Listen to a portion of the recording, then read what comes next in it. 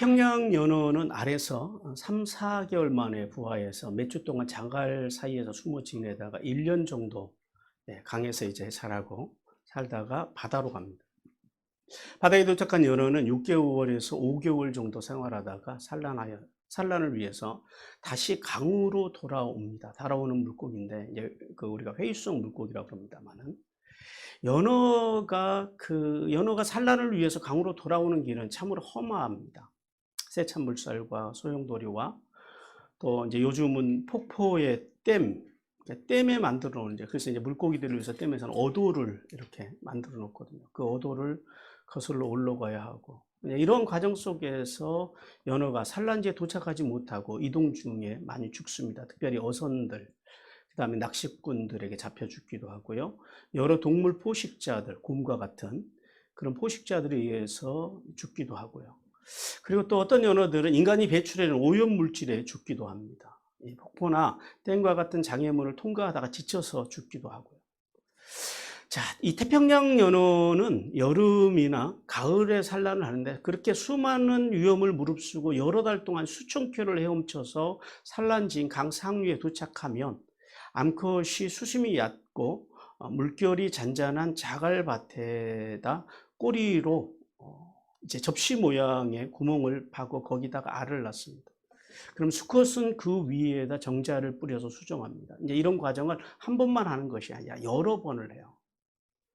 그렇게 해서 알을 낳고 그리고 알을 다 낳은 다음에는요.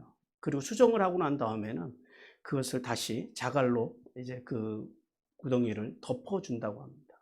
그리고 나면은요.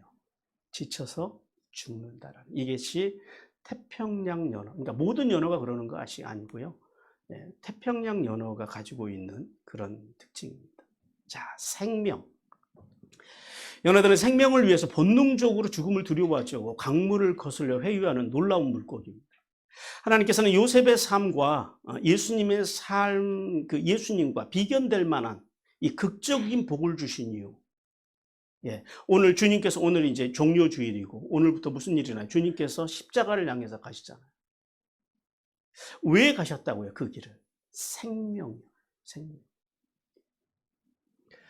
자, 오늘 요셉도 마찬가지입니다. 요셉의 삶 속에서 보여지는 이 연어와 같은 생명력, 즉 죽음조차 뛰어넘어서 하나님 앞에서만 살고자 발버둥치는 이 요셉의 마음과 생각을 보시고 요셉을요.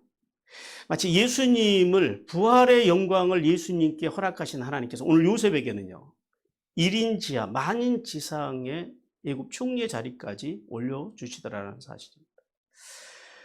오늘 특별히 우리가 이제 오늘부터 보게 될 40장과 41장을 통해서는 요셉의 꿈을 통해서 이방인의 노예가 이건 아마 인류 세계 역사에도 없는 그런 획기적인 사건일 거예요. 하루아침에 애굽의 총리 대신이 되는 파격적인 과정을 그려주는 그런 말씀입니다. 지금까지 요셉의 삶을 보면은 하나님을 두려워하는 빠님의 신앙으로 해요. 정직과 성실을 무기로 최선을 다해 살았습니다. 요셉의 삶을 그래서 우리가 일반적인 시각으로 볼 때는요. 지금 요셉의 삶을 한마디로 정리해 보세요. 엉망진창이라는 거죠. 주위의 시기와 질투, 모함으로 인해서 최악의 나라까지 떨어진 참 안타까운 인생이 성경에서 가장 안타까운 인생 중에 하나가 바로 이 요셉입니다. 하지만 우리가 하나님의 섭리의 시각으로 요셉의 인생을 한번 들여다보시기 바랍니다. 하나님께서는 요셉을 애굽의 총리로 세우시기 위해서 그리고 하나님의 구원의 역사에 귀히 쓰시기 위해서요. 죄수로 노예로 이 모든 과정이 뭐였어요 사실은. 우리가 일반적으로 볼 때는 인생의 끝도 없는 나락인데 사실은 뭐였다고요? 하나님의 계획하심, 하나님의 섭리, 하나님의 훈련의 과정이었다는 거예요. 그러니까 우리가 광야였다라는 거죠. 그의 인생에. 광야는 뭐 하는 곳이에요? 훈련하는 곳입니다. 그렇게 훈련시키셔서 구속사를 위해서 귀하게 쓰시기 위해서요. 형들의 시기도 질투도 사용하셨고 심지어는요. 보디발의 아내와 그리고 보디발까지 사용하셨다는 거예요. 그리고 오늘 드디어 이 본문에 와서요. 결정적으로 애굽의 두 관원장을 만나게 하셔서 인생에 이제 꽃을 피울 마치 우리가 이 종료주일, 이 고난 주간을 지나서 나오면은요, 주님께서 그 부활의 영광으로 표현하실 그 장치들을요, 하나님께서 지금 요셉의 인생 가운데 다 맞춰 놓으신 사건이 바로 이 40장과 41장의 사건입니다. 자, 오늘도 이 40장 1절에서 23절까지가 전체 본문인데요. 오늘 8절까지만 봤습니다만은 이제 오늘 이 말씀 40장을 통해서 두 주에 걸쳐서 하나님의 말씀을 듣게 될 것입니다. 오늘 첫 번째 하나님께서 주시는 메시지입니다. 같이 읽겠습니다. 시작. 하나님은 성실과 전직으로 말씀 속에서 살기 위해 발버둥친 성도를 기뻐하시며 페이버를 내리신다. 페이버가 뭐예요? 은혜 안에 은혜. 그러니까 윗사람이 아랫사람에게 주는. 하나님께서 그러니까 마음이 좋으셨을 때 우리의 어떤 행동들이 그때 주신 은혜가 페이버라는 거예요. 먼저 1절에 4절에 보니까요, 요셉과 두 관원장의 만남에 대해서 말씀합니다. 하나님께서는 요셉이 보디발의 그 아내의 무고로 억울한 누명을 쓰고 감옥에 투옥된 후에 그 감옥에 뒤이어서 누가 따라 들어오냐면 바로 애굽왕 바로를 섬기던 술 맡은 관원장과 떡 굽는 관원장이 요셉의 뒤를 따라서 그 감옥으로 들어왔습니다. 그리고 그들이 들어오자요, 보디발에 의해서 이제 요셉과 그들이 함께 만나게 되었다. 그러니까 보디발이 명령하여서 요셉으로 하여금 그들을 수종들게 하였다라고 말씀합니다. 자, 여기 술 맡은 자, 이제 뭐 우리가 그동안 교회를 다니면서 이제 이 말씀을 많이 들었으니까 이 술 맡은 자의 그 위치가 어떤 위치인지는 이제 좀 대충은 아실 텐데, 단순히 술 시중 드는 그 직책이 아니에요. 술 맡은 자라고 하는 원래 동사가 샤카라고 하는 단어예요. 그러니까 마시게 하다, 뭐 물을 대다 이런 이제 의미를 가지고 있습니다만은. 고대 왕들은 늘 암살과 배반을 경계하면서 살아야 되는 그런 인생입니다. 따라서 왕이 이 먹고 마시는 문제, 이 먹고 마시는 문제에 관련된 일들은 기본적으로 아무에게나 맡기지 않았다라는 겁니다. 따라서 이 술 맡은 관원장의 위치는 오늘날로 말하면요, 어떤 위치하고 비슷하냐면 대통령의 비서실장과도 같은 자리라는 거예요. 그래서 보통은 그래서 이 술 맡은 관원을 누구를 시키냐면 왕이 어렸을 때 자라면서 가장 막역했던 친구, 가장 믿을 수 있는 친구나 아니면은 자신이 가장 총애하는 신하에게 맡겼다라는 거예요. 뿐만 아니라 왕의 가장 지근거리에서 이들은요, 직접 왕과 대면하면서 국사를 논했던 막강한 영향력, 정치적인 영향력을 가졌던 인물이 바로 이 술 맡은 관원장이에요. 근데 이 떡 굽는 관원장도 마찬가지예요. 이 떡 굽는 관원장이라고 하는 이 사람도 막강한 정치적인 영향력을 가진 인물인데, 이게 이제 단순히 우린 떡 굽는, 그러니까 요리, 왕의 모든 음식을 하는, 그러니까 떡만 굽는 사람이 아니라, 히브리어로 아파라고 그럽니다. 그래서 이제 굽다, 요리하다, 이제 이런 의미들을 집사님 PPT 좀 보여주세요. 이제 가지고 있는데요. 특히 이 그 떡을 굽는 관원장은 왕의 음식뿐만이 아니라 국가의 제의적인 음식까지도 관장하는 그런 신성한 직책으로 존중받던 그런 자리였습니다. 그러니까 지금 여기 들어온 두 사람이 어떤 사람들이에요? 그냥 그런 사람들이 아니다라는 거죠. 자, 그런데 무슨 이유에서인지 모르겠지만은 두 관원이 왕의 진노를 사서 감옥에 갇히게 되었다라고 말씀합니다. 이들의 영향력을 친위대장 보디발도 함부로 할 수 없었기 때문에 특별히 성실한 이 요셉에게 그들을 섬기도록 그렇게 맡기셨다라는 거예요. 자, 성도 여러분, 오늘 이 두 간원과 그리고 이 요셉의 만남을 통해서 하나님께서는 우리에게 두 가지를 말씀합니다. 첫 번째, 성도는요, 인내로 때를 기다릴 줄 알아야 한다라는 사실입니다.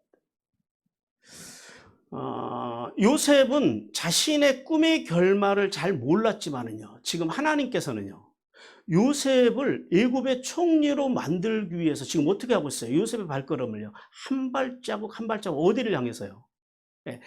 애굽 왕 바로에게로 지금 하나님께서는 접근시키는 거예요.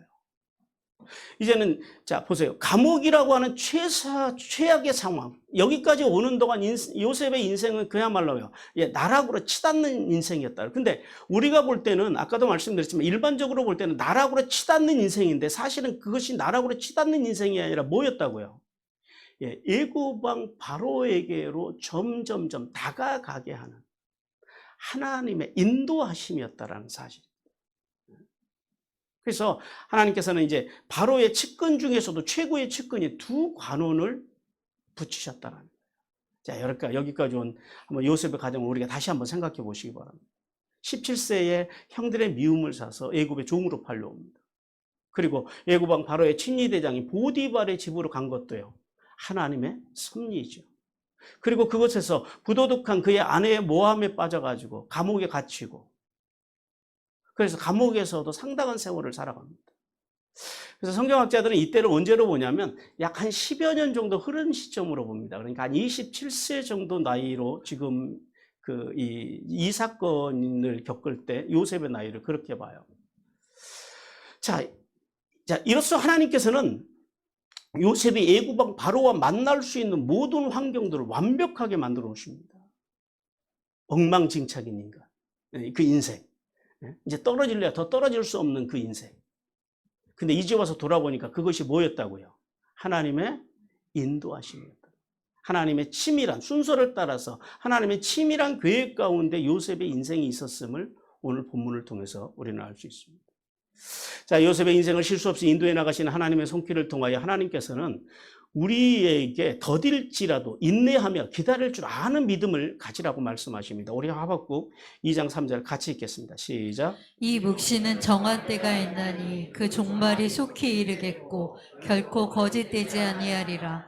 비록 더딜지라도 기다리라. 지체되지 않고 반드시 응하리라. 예, 어떻게 하신대요? 더딜지라도 반드시 응한다라는 거예요. 뭐가요? 하나님의 때가. 우리가 지금 부르짖어 기도하는 것이 당장 이루어지지 않거나 또 내가 생각하고 내가 세운 계획이 빗나가고 또 하나님의 복이 당장 내게 임하지 않는 것 같다 할지라도 예, 출애굽한 이스라엘 백성들 같이 조금 가다가 뭐가 자기 뜻대로 안 된다고 원망하고 불평하고 그런 인생이 아니라 오늘 요셉처럼요. 하나님의 말씀과 말씀의 정신으로 자기의 길을 묵묵하게 가라라는 거예요. 왜요? 왜 하나님께서 그렇게 말씀하세요? 지금도 요셉의 인생 가운데 역사하셨던 그 하나님께서요. 지금도 나를 위해서, 나의 간구에 응답하시기 위해서, 그리고 나를 향한 하나님의 계획을 이루시기 위해서 지금도요. 하나님께서 우리는 다 눈치채지 못하지만 하나님께서 그렇게 지금도 일하고 계심을 믿으라라는 거예요. 그러므로 성도는 마음과 생각을 관리하는 일이 중요합니다. 그리고요, 묵묵하게 여리고성을 돌았던 그 여호수아의 군대처럼 하나님의 때를 기다리고 침묵하고 순종하면서 하나님의 복, 하나님의 때를 기다릴 줄 알기를 그런 성도들로 성숙해 가기를 주님께서 원하십니다.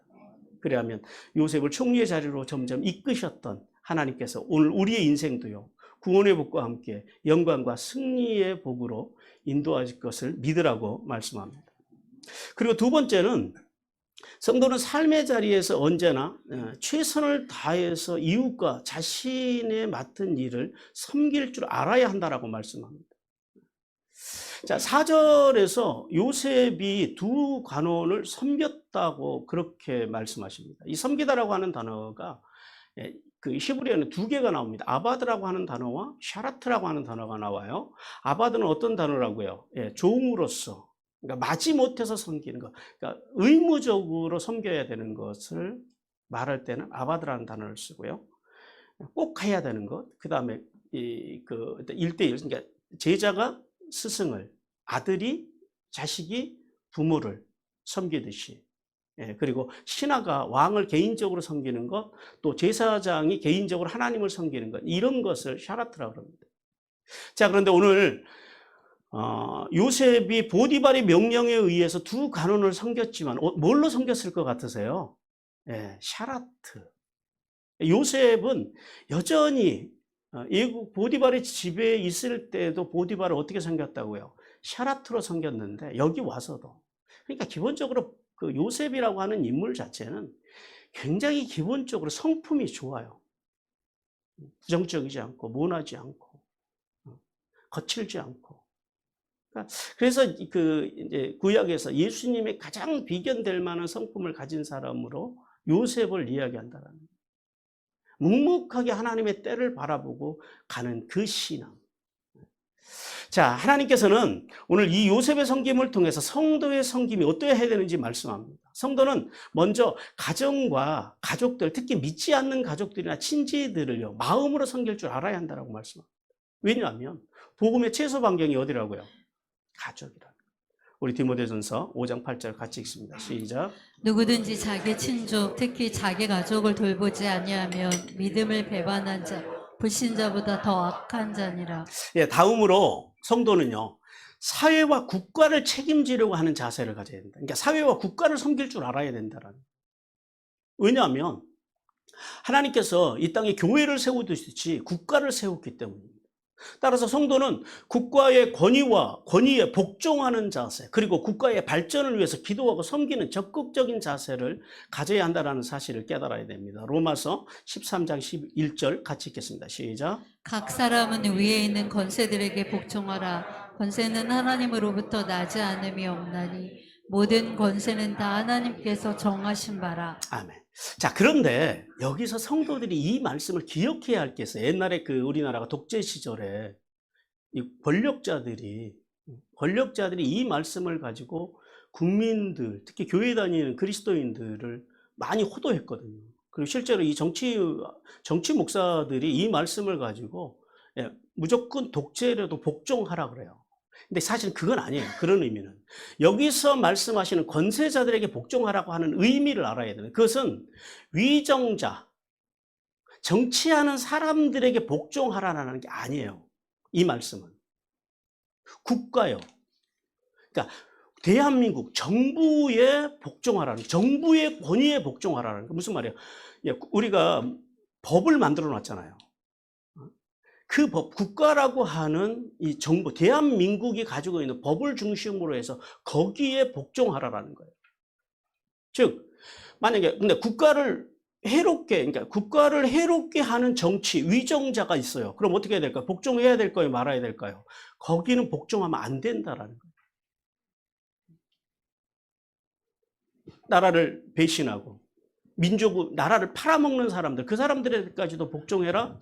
그런 말씀은 아니다라는 거예요. 그러나 한 가지 더 기억해야 될 게 있어요. 더 나가야 돼요. 뭐냐면은 성도가 마지막에 한 가지 더 기억해야 될 것은, 근데요, 나라가 그렇게 위정자가 잘못을 해요. 위정자로 인해서 국가가 지금 어려움에 빠져들고 있어요. 근데 만약에 그 위정자를 치워버리잖아요. 위정자를 탄핵을 하든지 치워버리면은 나라가 무정부 상태에 빠질 가능성이 있어요. 그럼 어떻게 해야 될까요?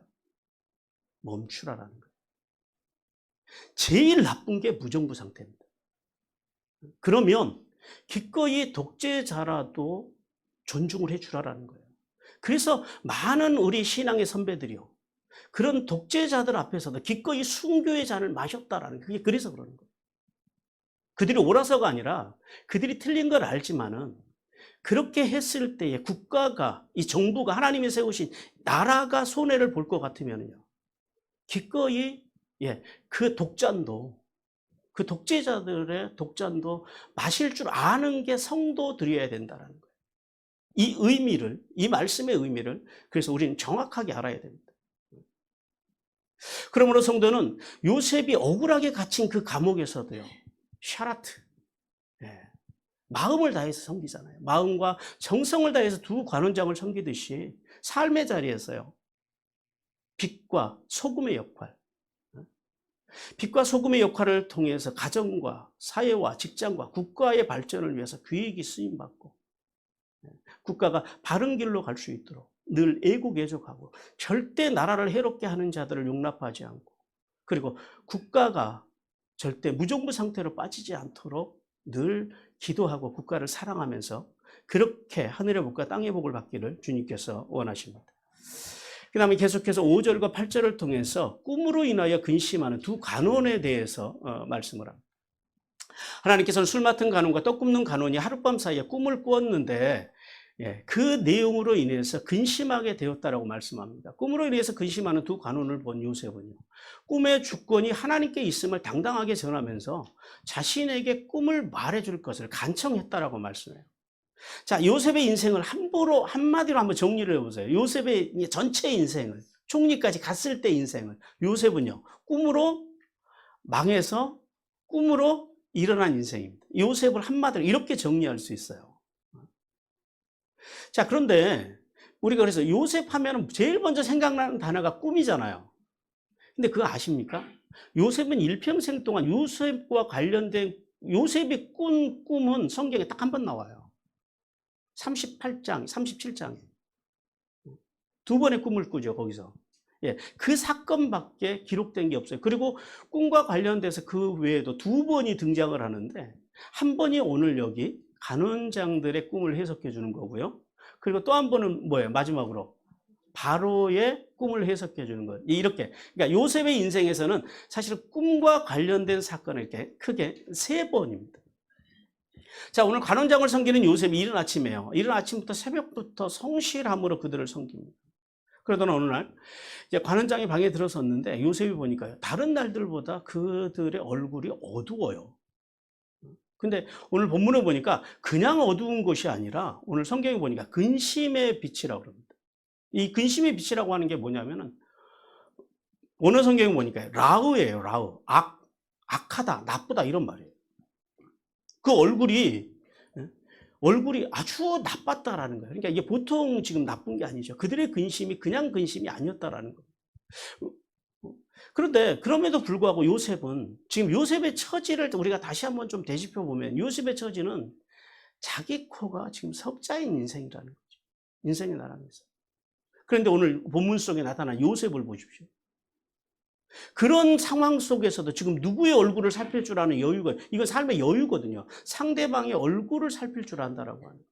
사람이 조급하고 그리고 자기 생각만 하는 사람들, 삶의 마음의 여유가 없는 사람들, 남을 살필 겨를이 없어요. 섬겨도 그냥 대충 섬기죠. 근데 오늘 본문에 보니까 그들이 먼저 요셉에게 자신의 근심을 이야기한 것이 아니라요, 요셉이 그들의 근심을 먼저 봤다라.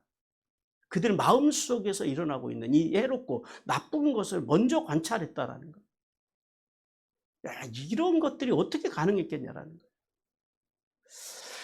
거예요. 두 간호는 이 지난밤 꿈이 자신의 미래와 관련이 있다라는 사실을 직감하고 해석해 줄 사람에서 답답해하고 있었습니다. 그들을 본 요셉. 그들은 꿈이 누구에게 있다 그래요? 꿈을 주관하시는 분이 누구라 그래요? 하나님이시라. 엘로힘, 전능의 하나님. 그 하나님의 주권에게 있기 때문에 자신에게 말하면 자신이 해석해 줄 수 있다라고 그렇게 이야기합니다. 자, 이 사실을 통해서, 이 본문을 통해서 하나님께서는 우리에게 세 가지를 말씀하시는데요. 첫 번째는 꿈은 모두가 다 하나님께로부터 오는 것이 아니더라. 이걸 알아야 돼요.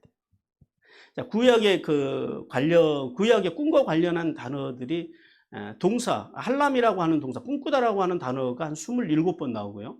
그 다음에 명사형으로 할렘이라고 그래가지고, 이게 이제 그 꿈이라고 하는 이 명사형으로 한 22번이 나옵니다. 그러니까 전체적으로 꿈이라는 단어가 그 구약 성경 속에 49번이 나와요.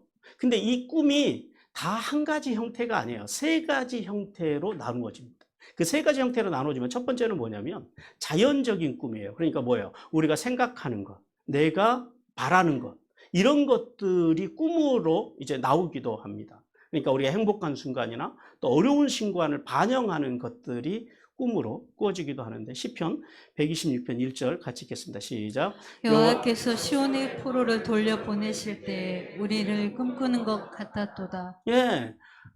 늘 꿈꿔왔던, 언제나 우리가 고향으로 귀향을 할까 늘 그들이 꿈을 꿨잖아요. 고향에 돌아가는 꿈을. 근데 그것이 어느 날 고레스의 칙령에 의해서 이루어졌어요. 그러니까 자신들이 꿈꾸었던 그 꿈이 이루어졌다라고 하는 이 간격을 표현하는 그런 말씀이고요. 두 번째, 성경에는요, 거짓된 꿈이 있어요. 거짓 예언자들의 악한 생각에서 비롯된 거짓되고 상상적인 꿈이 있습니다.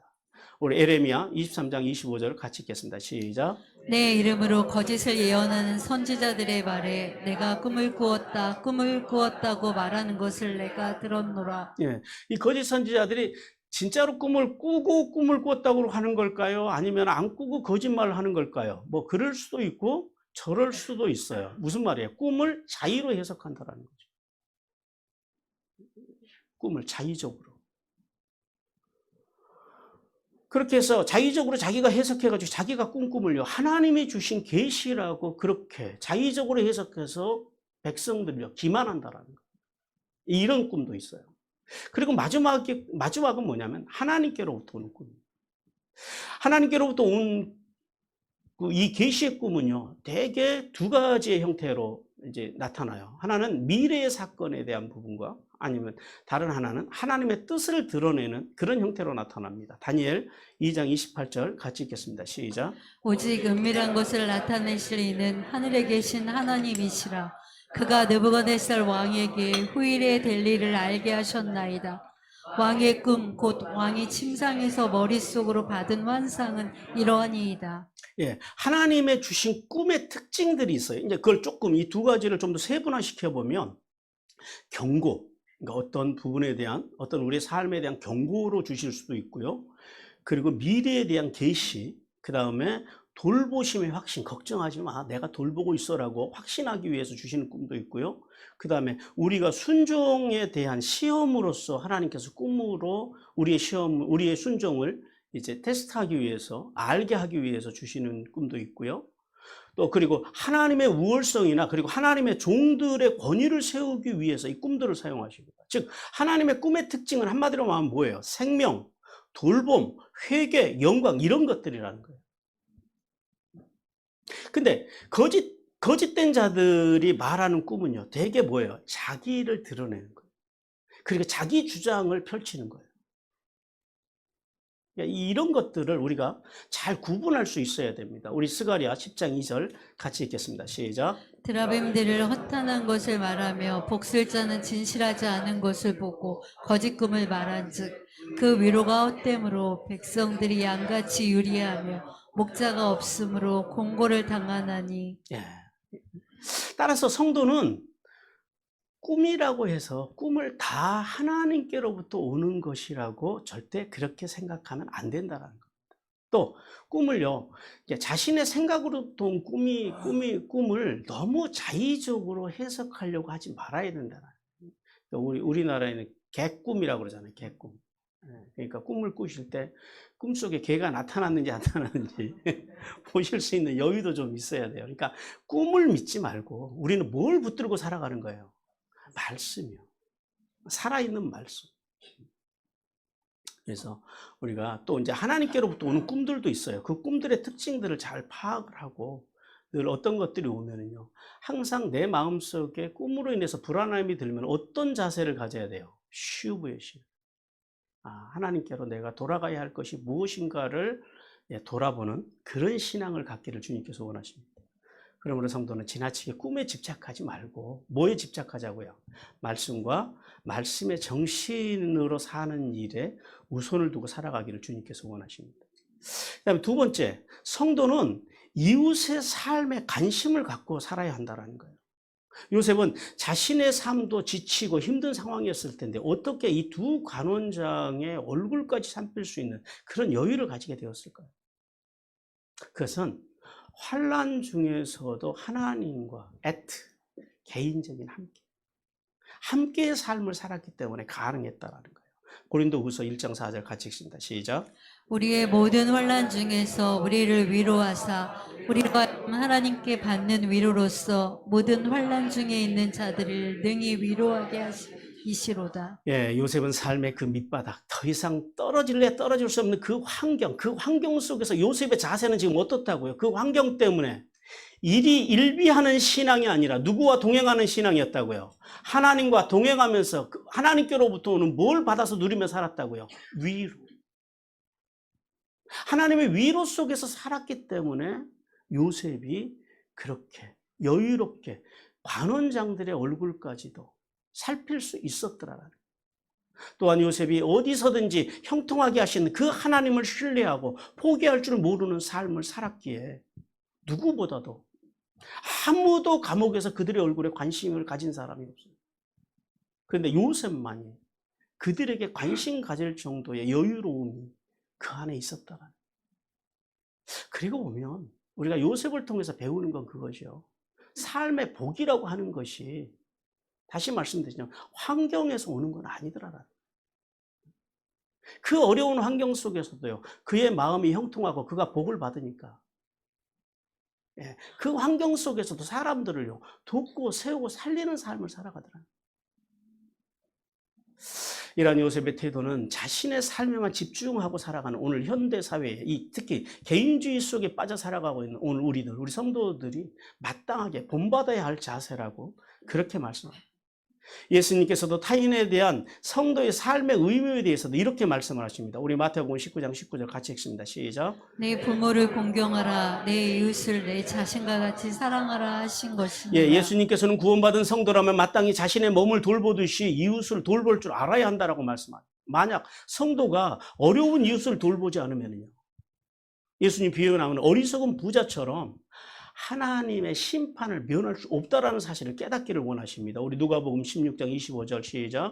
아브라함이 이르되 예 너는 살았을 때 좋은 것을 받았고 나사로는 고난을 받았으니 이것을 기억하라. 이제 그는 여기서 위로를 받고 너는 괴로움을 받느니라. 그러므로 성도는 요셉과 같이 자신만을 위해 사는 인생이 아니라요. 주위에 있는 이웃들과 특히 어려운 이웃들을 돌볼 줄 아는 가슴 따뜻한 삶을 통해서 하늘에 이슬이며 땅에 기름진 복을 받기를 주님께서 원하십니다. 그리고 이제 마지막 세 번째는 모든 인생의 답은 하나님 안에 있다라는 사실을 깨닫기를 주님께서 원하십니다. 자, 꿈을 꾸고 해석할 줄 해석할 줄 아는 사람이 없어서 근심에 쌓인 이 두 간원. 그 두 간원에게 하나님의 사람 요셉은요, 꿈을 주관하시는 분이 누구라고 말을 해요? 하나님이시라고 자신있게 증거를 합니다. 자, 이 사실을 통해서 인간의 미래를 아시는 분은 오직 하나님 외에는 없음을 깨달아야 한다라고 말씀합니다. 사람들이 살아가면서 가장 궁금한 것 중에 하나가 제일 궁금한 게 뭐예요? 미래입니다. 미래. 자, 그런데 그래서 많은 사람들이요, 이 미래를 알고 싶어서 어떻게 해요? 요즘은 그 점집이 그렇게 성행하고 있다. 젊은 사람들이 그렇게 많이 간답니다. 왜요? 미래에 대한 이 불안함. 장난처럼 가지만은 실상 그 내면에 뭐가 있다라는 거예요. 그런 불안함들이 있다라는 거예요. 그래서 어떤 무당이나 이런 타로 좀 하는 사람들이나 이런 이제 점술가들을 찾아가서 내일을 알고 싶어 합니다. 그러나 하나님께서는 인간의 이러한 행위가 헛된 것이며 미래를 안다고 말하는 점쟁이들을 하나님께서는요, 믿지 말라 그럽니다. 우리 에레미야 29장 8절 같이 읽겠습니다. 시작. 만군의 여호와 이스라엘의 하나님께서 이와 같이 말하노라. 너희 중에 있는 선지자들에게와 점장이에게 미혹되지 말며 너희가 꾼 꿈도 고지 듣고 믿지 말라. 오늘 주님께 두 가지를 말씀하시죠. 선지자들, 거짓 선지자들, 그 다음에 점쟁이들의 미혹에. 그러니까 여기서 거짓 선지자들 어떤 사람들이 하나님의 말씀이 아니라 말씀이 아닌 다른 것을 전하는 자들. 그 다음에 점쟁이들. 그 다음에요. 심지어는 우리가 꾼 꿈도 믿지 말라라는 거예요. 여러분, 만약에 점쟁이들이 미래를 진짜 이분들이 볼 수 있다면 그분들이 거기 앉아서 점치고 있으시겠습니까? 벌써 저 여의도 증권가에 가서 있겠죠. 그러니까 그거 자체가, 그런 것들을 믿는 자체가 마음이 불안하니까 이제 그러긴 하겠습니다만, 하나님께서는 인간의 인생의 모든 궁금함을 풀어주기 위해서 우리에게 그래서 뭘 주셨다고요? 성경, 말씀을 주셨다는 거예요. 따라서 성도는 인간의 과거와 현재와 미래와 죽음 이후에 대한 모든 해답을 담고 있는, 그래서 성경을 바로 알아야 돼요. 왜냐하면 말씀만이 우리의 생의 답이 되고 구원으로 인도하는 등불이 되기 때문입니다. 시편 119편 105절 읽습니다. 시작. 주의 말씀은 내 발의 등이요 내 길의 빛이니이다. 또 그 말씀만이 우리의 마음의 기쁨과 행복을 주기 때문이라고 말씀합니다. 에레미야 15장 16절 시작. 만군의 하나님 여호와시여, 나는 주의 이름으로 일컬음을 받는 자라. 내가 주의 말씀을 얻어 먹었사오니 주의 말씀은 내게 기쁨과 내 마음의 즐거움이오나. 예, 주의 말씀만이 내 마음에 기쁨을 주고 즐거워한다. 예, 진짜 이 땅에서 진짜 평안과 기쁨과 행복과 즐거움을 누리고 있는 사람은 어떤 사람들일까요? 잘 안 되지만 그렇게 하나님의 말씀과 말씀의 정신으로 발버둥 치는 사람들. 우리가 말하는 신앙인들. 신앙이 뭐라고요? 하나님의 말씀을 믿는 사람이 신앙이에요. 여러분, 우리가 이렇게 같이 예배 드리고 있지만 여전히 하나님의 말씀이 믿어지지 않으면요. 그리고 두 번째는요, 하나님의 말씀을 존중하는 사람, 하나님의 말씀의 가치를 가지고 자기의 가치가 아니라, 자기 기준, 자기 철학이나 자기의 어떤 생각이 아니라, 하나님의 말씀으로 전해주시는. 그리고요, 그 말씀을, 존중한 말씀을 그 가치대로 살기 위해서 발버둥 치는 거예요. 이제 다 사는 건 안 되니까, 그래서 이제 발버둥이란 말을 쓰는 거예요. 그러한 사람들을 우리는 뭐라 그래요? 그런 사람들을 믿음의 사람이라. 그런 믿음을 가져야지 하나님의 나라가 열린다라는 거예요. 주여 주여 한다고 다 천국 가는 게 아니라고요.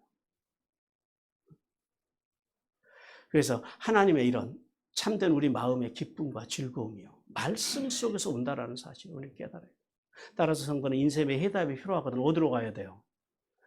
꿈을 쫓아가고 어떤 점쟁이들을 쫓아가는 것이 아니라 말씀 앞으로 나가야 된다는 거예요. 그러면 말씀이 우리의 삶의 등불이 되어서 인생의 해답으로 인도해 주실 거라는 거예요. 또한 미래에 대한 두려움과 근심이 있다면 어떻게 해야 돼요? 죄 없으신 예수 그리스도의 말씀으로 나가야 돼요. 그 말씀이 우리의 삶의 행복과 평안과 즐거움을 준다는 사실. 그 말씀이 우리 인생에 있는 모든 근심의 먹구름을 다 해치고요, 미래에 대한 확신과 소망을 주신다는 사실을 깨닫기를 주님께서 원하십니다. 그러므로 성도는 인생의 모든 해답이 말씀에 있음을 믿고 말씀을 적당히 알아도 된다라고 하는, 그거는 사탄의 속삭이에요. 뭐 교회 다니면서 그렇게 말씀을, 성경을 그렇게 공부하고 그렇게 알아야 될 필요가 있느냐. 그것은 에덴 동산에서부터 끊임없이 마귀가, 사탄이 하나님의 사람들을 향해서 속삭이는 말, 그 말에 속지 마세요. 되려 주님께서는 뭐라고 말씀하세요? 하나님을 알자라는 거예요. 어떻게 알자 그래요? 힘써 알자라는 거예요. 우리 호세아 6장 3절 같이 읽습니다. 시작. 그러므로 우리가 여호와를 알자, 힘써 여호와를 알자. 그의 나타나심은 새벽빛같이 어김없나니 비와 같이 땅을 적시는 늦은 비와 같이 우리에게 임하시리라 하니라. 성도 여러분, 이제 우리가 오늘 종료주일이고 이제 내일부터는 고난주간, 우리의 삶의 고난. 예수님께서도요, 그 고난의 삶을, 오늘 또 본문 속에서 나타난 요셉이요, 그 고난의 삶을 뭘로 뚫고 가요? 하나님과 함께. 좀 더 세밀하게 말하면요, 하나님의 말씀으로 뚫고 간다는 거예요.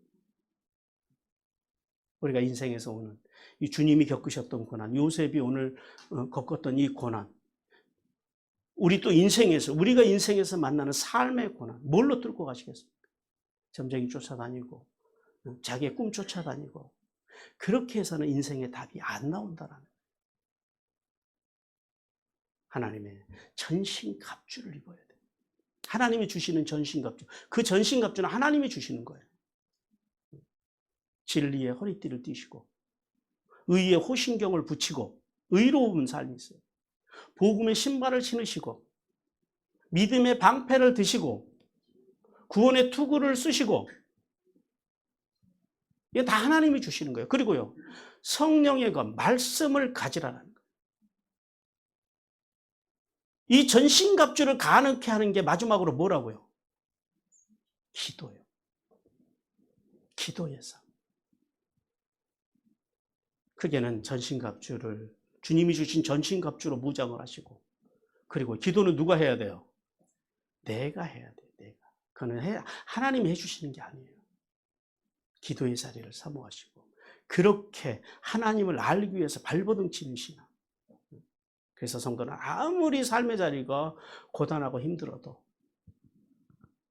예수님께서 고난의 이 종려주, 이 고난 주간을 뚫고 가시는 것처럼, 또 오늘 요셉이요, 그 인생의 고난을 뚫고 가서 성실과 전직함으로 하나님의 계획 가운데서 이제 애굽의 총리라고 하는 그 높고 위대한 자리까지 이제 단 한 발자국 남겨놓은 이 시점들을 바라보며 그렇게 요셉과 같은 인생으로 하늘에 있으리며 땅이 기름진 복을 받는 성도들이 되기를 주님께서 간절히 원하십니다. 우리 함께